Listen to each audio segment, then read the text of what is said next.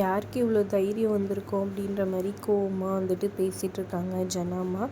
அப்போ வந்துட்டு கண்டிப்பாக இது வந்து சம்யுக்தா பண்ண வேலை தான் அப்படின்ற மாதிரி ஒரு பக்கம் வெண்பா வந்துட்டு போட்டு கொடுக்குறாங்க. இதனால் எல்லாருமே அப்புறமா கேடிக்கிட்ட சேதுக்கிட்ட எல்லாருக்கிட்டையும் கேட்க அவங்களுமே வந்துட்டு சம்யுக்தா மேலே தான் டவுட் இருக்குதுன்னு சொல்லிட்டு சொல்ல ஜனமாக்கு ரொம்பவே கோவம் வந்துடுது. அப்போ கரெக்டாக சிபி வந்துட்டு கண்டிப்பாக இதை வந்து சம்யுக்தா பண்ணியிருக்க வாய்ப்பே இல்லைன்ற மாதிரி சப்போர்ட் பண்ணுறாரு.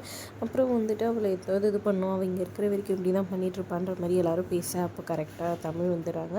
வேண்டாம், முடிஞ்சதாகவே இருக்கட்டும், நம்ம இங்கேருந்து நல்லபடியாக கிளம்புவோம், டூருக்கு தானே வந்திருக்கோம், நல்லபடியாக இருந்துட்டு போவோம், வீட்டிலலாம் இந்த ஒரு விஷயமா எடுத்துக்க வேணான்னு சொல்லி தமிழ் சொல்லிடுறாங்க.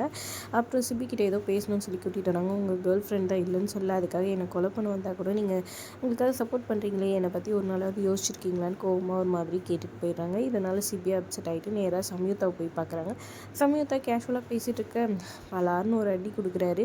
எவ்வளோ தைரியம் இந்த தமிழை வந்துட்டு கொல்ல பார்த்துட்டு உனக்கு எத்தனை வாட்டி சொல்கிறதுன்னு சொல்ல, நான் எதுவும் பண்ண பார்க்கல, நீ தான் என்கிட்ட சொல்லிட்டல, அதுலேருந்து நான் எதுவும் பண்ணல, நான் கண்டிப்பாக பண்ணல, இது என் மேலே ப்ராமிஸ்ன்ற மாதிரி அவங்க சொல்லிடுறாங்க.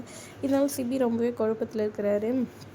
அப்புறம் கேடிக்கிட்டே இதை பற்றி பேசுகிறாரு. கேடி வந்துட்டு கண்டிப்பாக சம்யுக்தா பண்ணலன்னு தான் எனக்கு தோணுது. ஏன்னா வந்துட்டு அவங்க அண்ணன்கிட்ட உட்காந்து பேசியிருந்தாங்க. அவங்க அண்ணன் இவங்க 2 பேருமே வந்துட்டு அந்த விஷயத்த பண்ணல, இது வேறு யாரும் நடுவில் பண்ணியிருக்காங்க, ஒருவேளை எங்கள் மாமாவாக இருக்கும்போது யோசிச்சு பார்த்துருக்காங்க, மாமாவுக்கும் வாய்ப்பு இல்லை, மாமா கோவத்தில் கத்துவாரே தவிர இந்த மாதிரியெல்லாம் பண்ண மாட்டார் அப்படின்னு யோசிச்சுட்டு இருக்காங்க சிபி ஒரு பக்கம். இன்னொரு பக்கம் அந்த இவங்க மலைவாழ் மக்களோட அந்த பூஜையில் போய் கலந்துக்கிறாங்க. அங்கே இருக்க அந்த வாள் வந்துட்டு சிபிக்கு கொடுக்குறாங்க. சிபி முதல்ல யோசிக்கிறாரு, அப்புறம் எல்லோரும் சொல்ல அதை வாங்கிக்கிறாரு சந்தோஷமாக ஒரு பக்கம். இன்னொரு பக்கம் எல்லோரும் வீட்டுக்கு கிளம்பலான்னு சொல்லிட்டு ஜானு வந்துட்டு சொல்லி அனுப்பிச்சு எல்லோரும் கிளம்பி வீட்டுக்கு போகிறாங்க. அப்போ தமிழையும் சிபியும் நிற்க வச்சு மொத்தமாக வந்துட்டு ஆரத்தி எடுக்கணும், ஒன்றா போயிட்டு வந்திருக்கீங்கன்னு சொல்லிட்டு சந்தோஷமாக ஆரத்தி எடுத்து உள்ளே கூட்டிகிட்டு போகிறாங்க. இதெல்லாம் பார்த்து சம்யுக்தா கடுப்பாயிட்டு நேராக போயிட்டு என்ன பேபி ஃபேமிலின்னு ரொம்ப இதுவாகிட்டேன், அவளுக்கு இம்பார்ட்டன்ஸ் கொடுக்குற அப்படி இப்படின்னு சொல்ல, அதெல்லாம் ஒன்றும் இல்லை, இதெல்லாம் ஜானுமாக்காக தான் நடிக்கிறேன் அப்படின்ற மாதிரி சொல்லிடுறாங்க.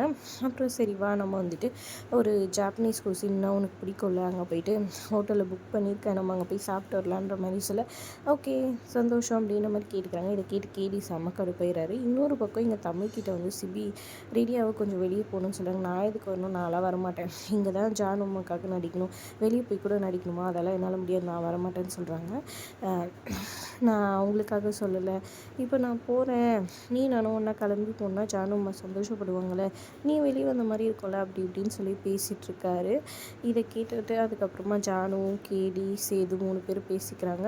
ஜானு வந்து சொல்கிறாங்க, எப்படியாவது சிபியும் தமிழையும் ஒன்றா சேர்த்து வைக்கணும், ஏதாவது பண்ணி நான் கண்டிப்பாக அவங்க 2 பேரையும் ஒன்று சேர்த்து வைப்பேன்ற மாதிரி பிளானை போட்டுட்ருக்காங்க.